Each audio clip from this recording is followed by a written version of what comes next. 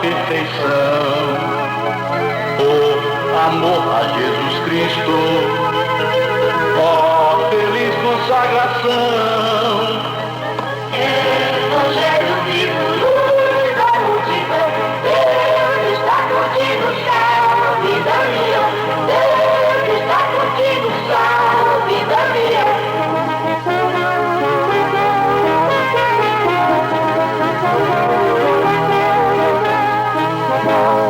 Nas andanças pelo mundo, nas missões a converter, foi estímulo fecundo com seu modo de viver. Evangelho vivo, luz da multidão, Deus está contigo, salve Damião. Deus está contigo, salve Damião.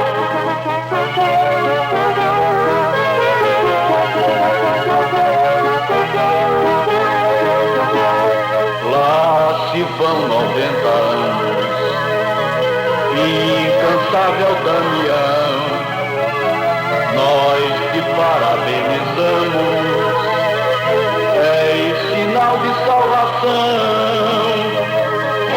Evangelho vivo, luz da multidão, Deus está contigo, salve Damião. Deus está contigo, salve Damião.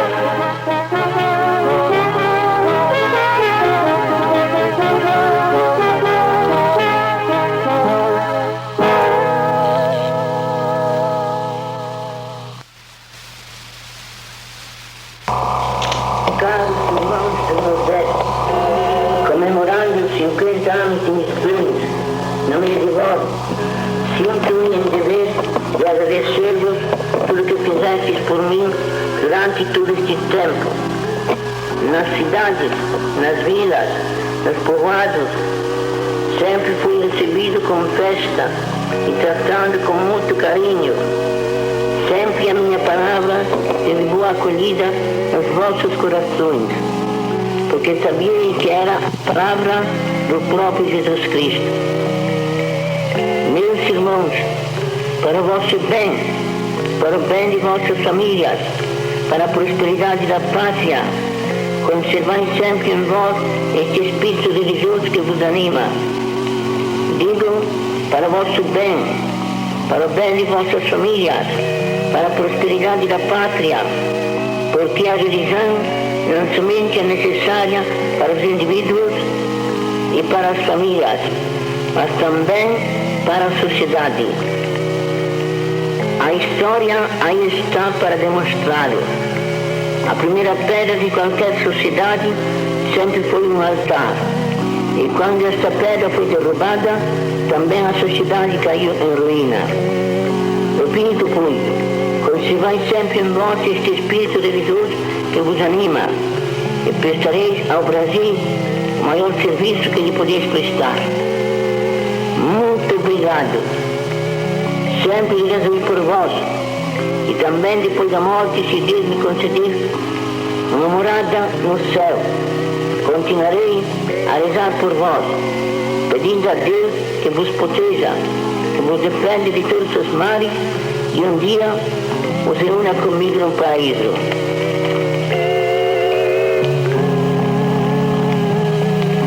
Viva nosso Senhor Jesus Cristo, viva Maria Imaculada, viva São Francisco, viva o Papa, viva o clero, viva as autoridades civis e militares, viva o Nordeste, viva o Brasil. Abençoe-os Deus Todo-Poderoso, Pai, Filho e Espírito Santo.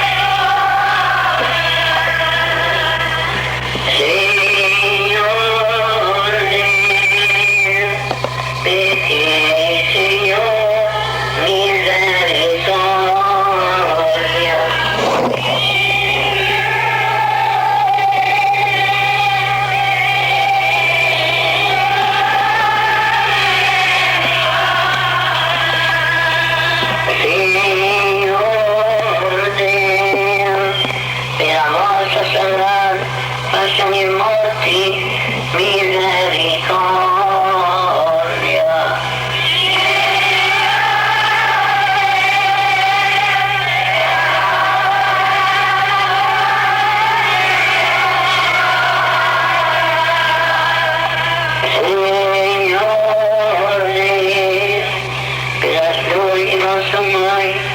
Maria Santissima Misericordia.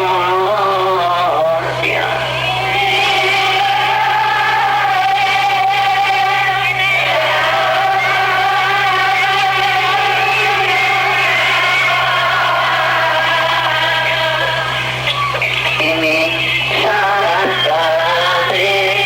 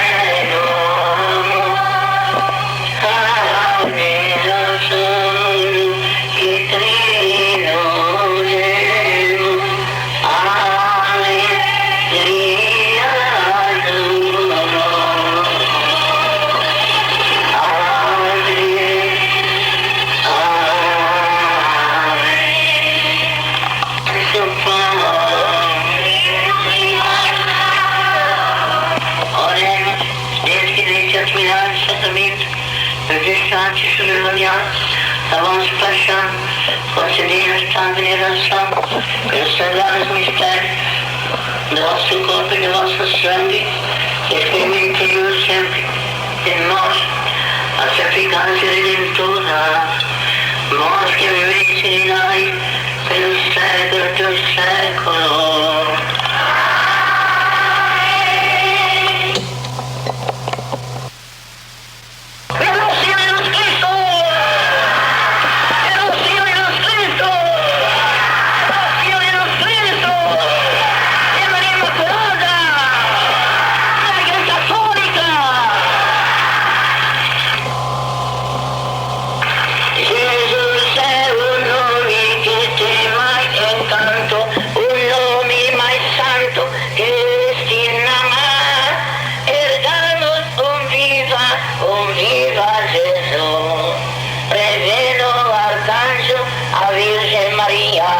E o seu coração transportou de alegria.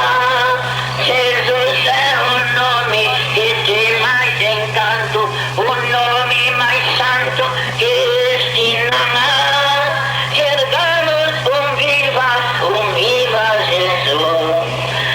É um nome tão santo e tem tanta alegria, que a viver-se na terra nossa alma se extasia.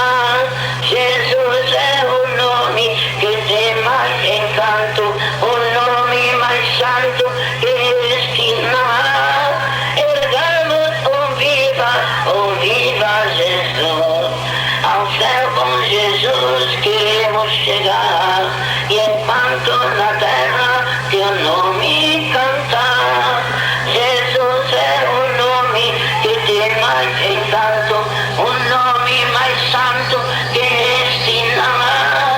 Ergamos viva Jesus. Pelo Filho de Cristo! Não sejais, pois, do número dos que acham tempo para tudo, exceto para cuidarem da salvação de sua alma. Se não tiverdes tempo, procurai-o, tratando-se de um negócio mais importante.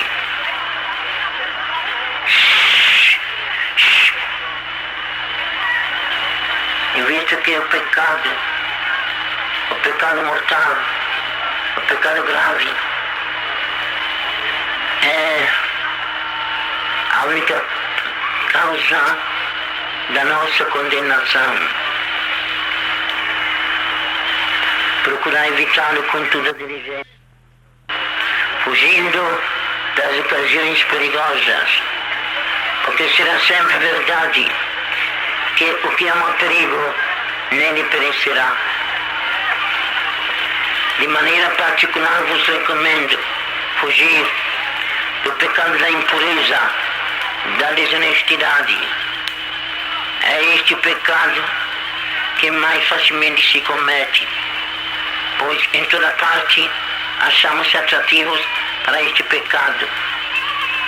E o que é ainda pior, trazemos conosco a matéria para fomentar esta paixão perversa e a nossa carne rebelde. Cuidado, meus irmãos, lembrando de que nosso corpo é templo de Deus, membro do corpo místico de Jesus Cristo.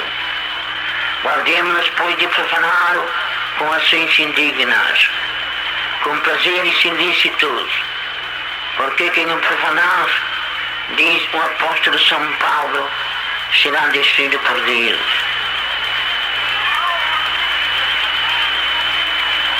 Os casados guardem inviolável fidelidade entre si, respeitem a santidade do matrimônio.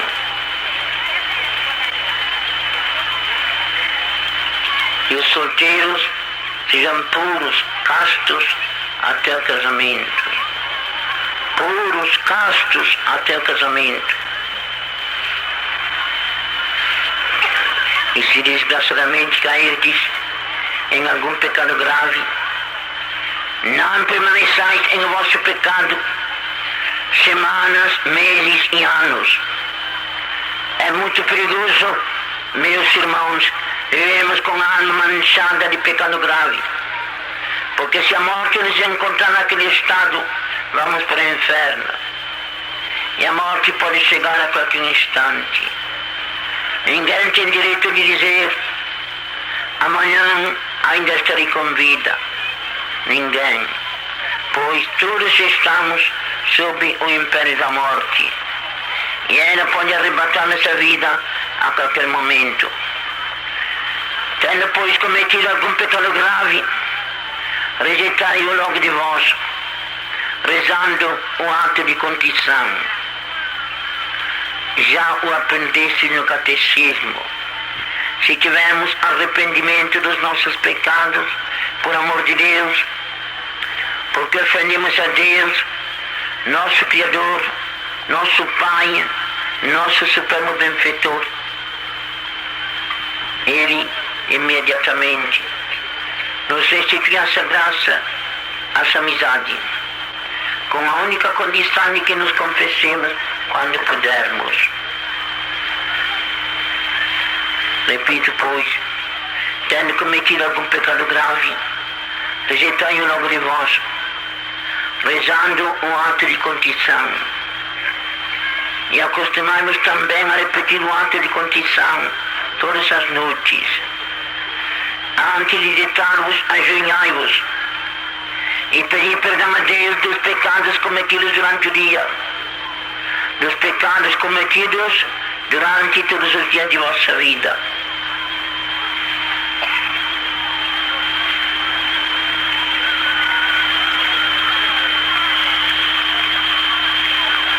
Acabo de dizer que por um ato de contrição recebemos o perdão também dos pecados graves. Mas notai bem, com a condição de que nos confessemos quando pudermos. Por que isto? Porque Jesus assim estabeleceu.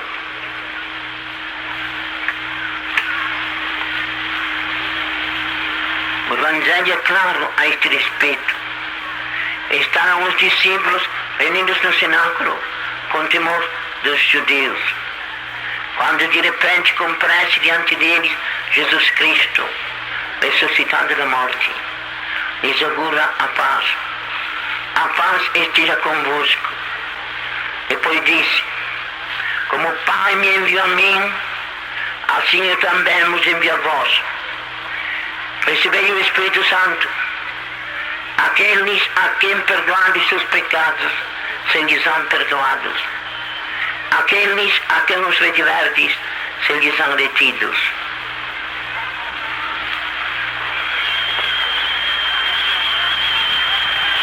Aqui não se trata do perdão de ofensas recebidas. Aqui se trata do perdão dos pecados cometidos contra Deus. De fato, ele envia os discípulos com o mesmo poder que tinha recebido de seu Pai, dizendo-lhes claramente: como o Pai me enviou a mim, assim eu também vos envio a vós.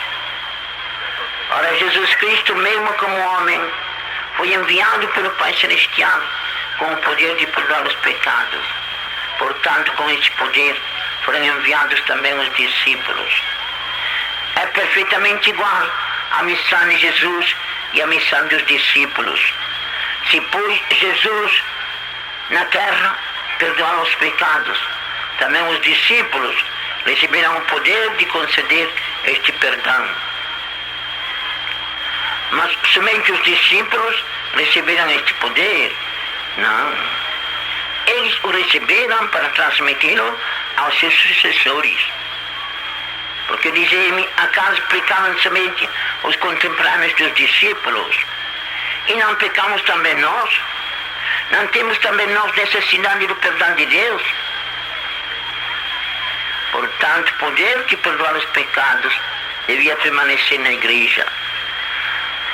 Foi também somente aos discípulos que nosso Senhor disse: ide batizai, ide instruir a todas as gentes. E todos compreendem que não somente eles receberam estes poderes, mas os receberam para transmiti-los aos seus sucessores. O mesmo se diga do perdão dos pecados. Enquanto houver no mundo pecadores, na igreja de Jesus Cristo sempre haverá o poder de perdoar os pecados cometidos contra Deus. E quem são a este respeito os sucessores dos discípulos? São os sacerdotes, assim como nos atesta a história de todos os séculos do cristianismo. Daí a obrigação da confissão imposta pelo próprio Senhor nosso. Porque notai bem, os sacerdotes receberam dois poderes: o poder de perdoar os pecados e o poder de os reter. Portanto, devem conhecer quais são os pecados que devem ser perdoados e quais os que devem ser retidos. Mas podem eles conhecê-los se o pecador não os manifestar? Não podem. Por isso, vedes, enquanto Jesus dava aos seus ministros o poder de perdoar e de reter os pecados, ao mesmo tempo impunha aos pecadores a obrigação de confessá-los ao sacerdote. Por isso, confessai-vos, meus irmãos, ao menos uma vez cada ano. Não deixei de fazer a vossa confissão.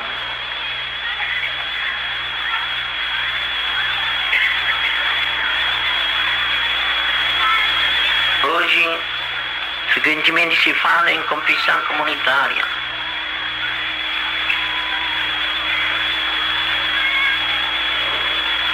Então, foi mudada a doutrina de Nosso Senhor? Não, senhores.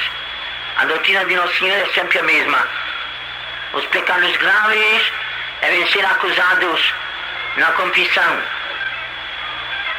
na sua espécie, no seu número, nas suas circunstâncias.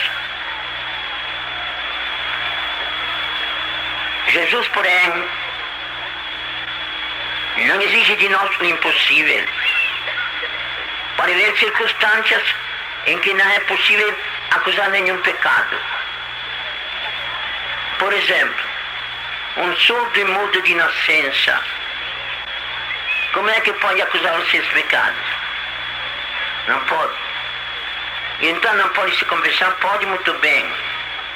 Basta que se apresente ao sacerdote e dê sinal de que está arrependido dos seus pecados, o sacerdote lhe absolve e está absolvido. Parece raramente. Os fiéis são muitos. O sacerdote não pode atender a cada um em particular. Estando passando aquela circunstância, os fiéis ficariam sem sacramentos ainda por muito tempo. Também nesse caso, a lhes permite confissão comunitária.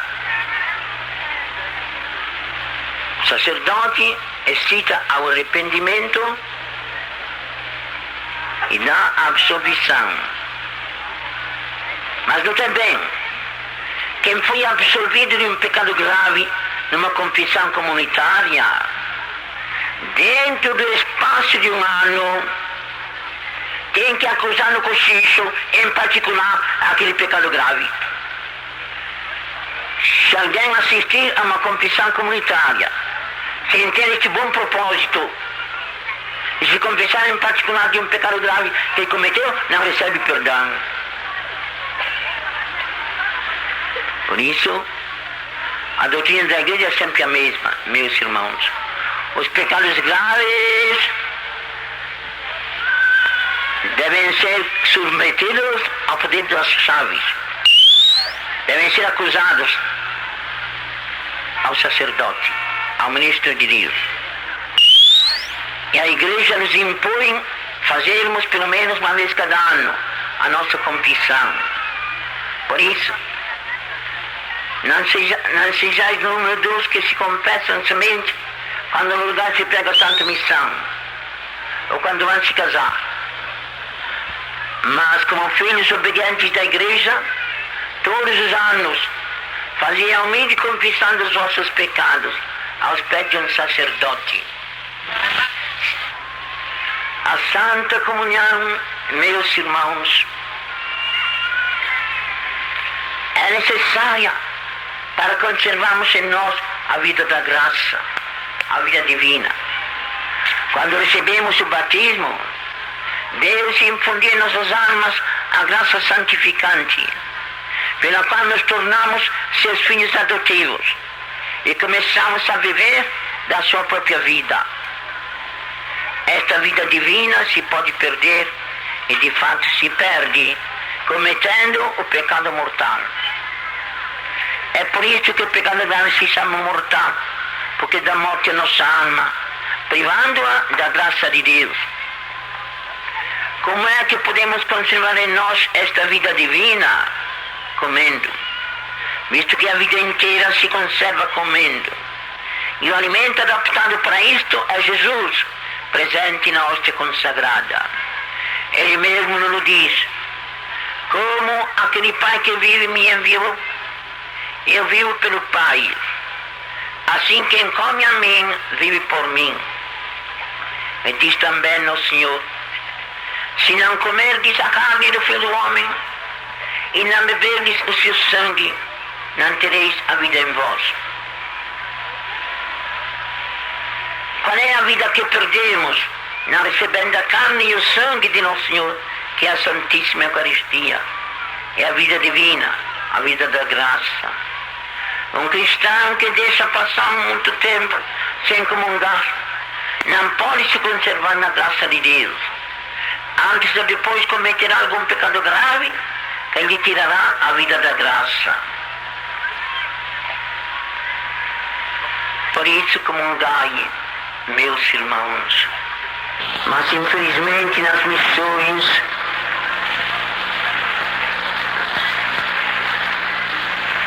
se apresentam meninos e até rapazinhos que nunca se confessaram. Perguntamos: quem é Deus? Não sabem. Quem é Jesus Cristo? Não sabem. O que é a hóstia consagrada? Não sabem.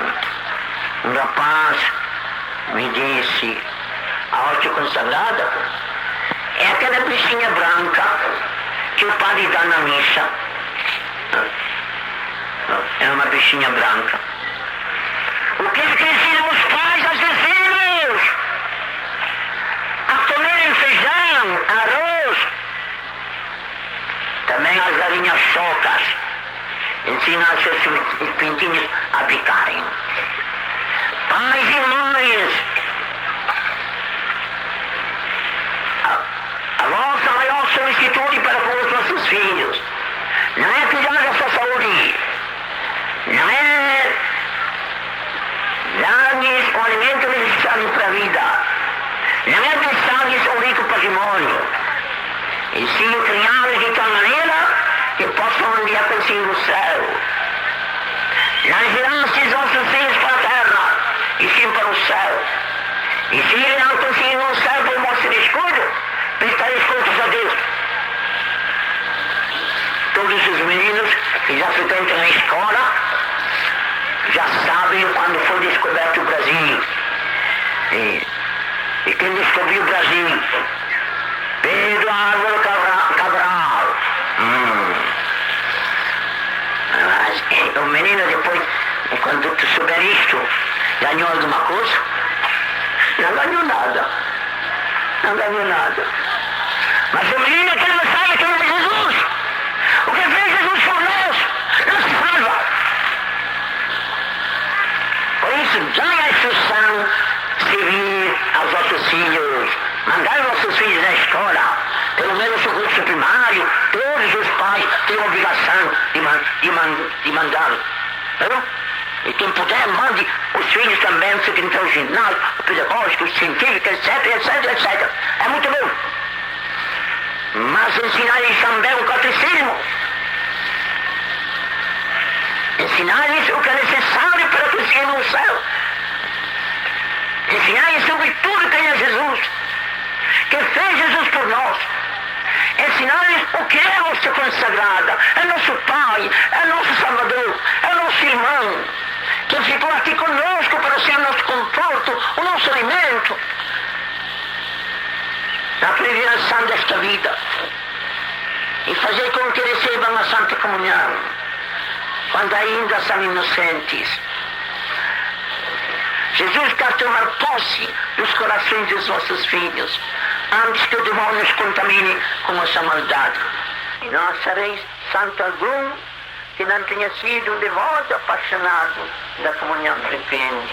Repito, pois, se quiserdes fazer coisa mais vantajosa para as vossas almas, não vos limiteis a uma comunhão cada ano, mas procurai comungar todas as vezes que vos for possível.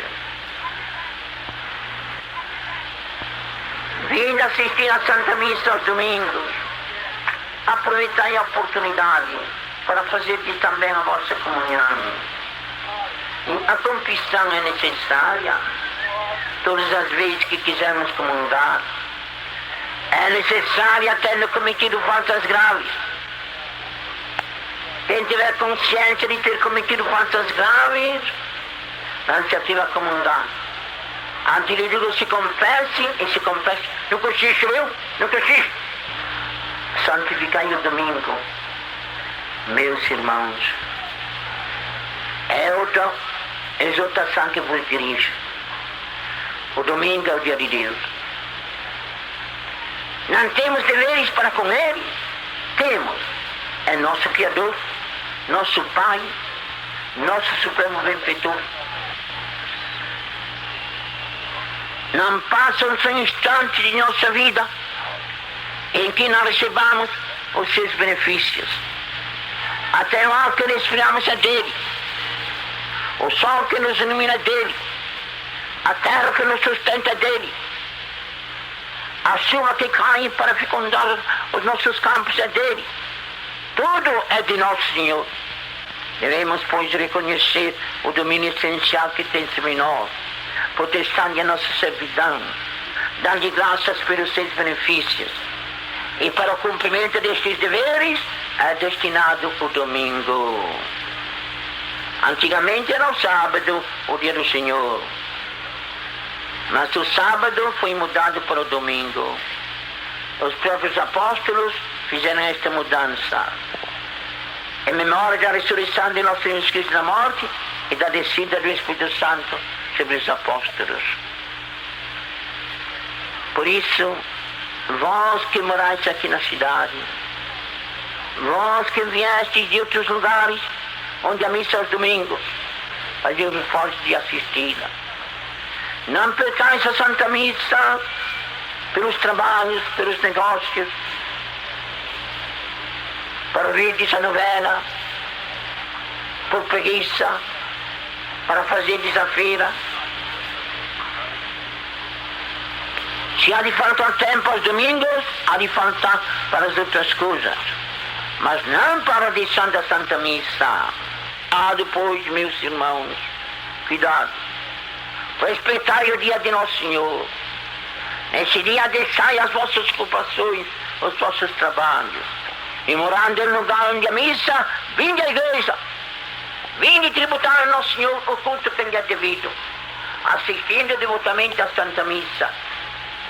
Há pessoas que dizem, eu não vou à igreja aos domingos, mas tenho rádio, tenho televisor, e assisto a missa irradiada, assisto a missa na televisão. Pode-se fazer isto conforme. Se alguém tiver motivo grave que lhe impede chegar até a igreja, muito bem. Tem o seu rádio, tem a televisão em casa, ligue o rádio, ligue a televisão. Mas não tendo motivo grave, é preciso assistir na igreja. A missa é o culto público, o culto que a igreja como sociedade tributa a Deus. A atenção dos objetos.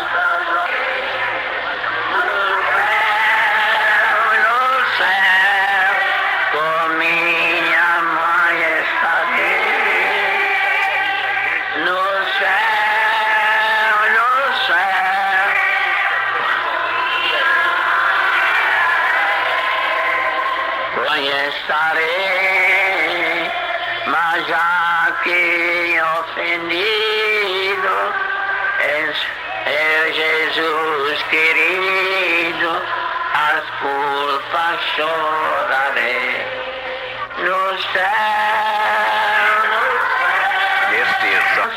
e dos ramos. A nossa proteção está no nome do Senhor. O Senhor esteja convosco.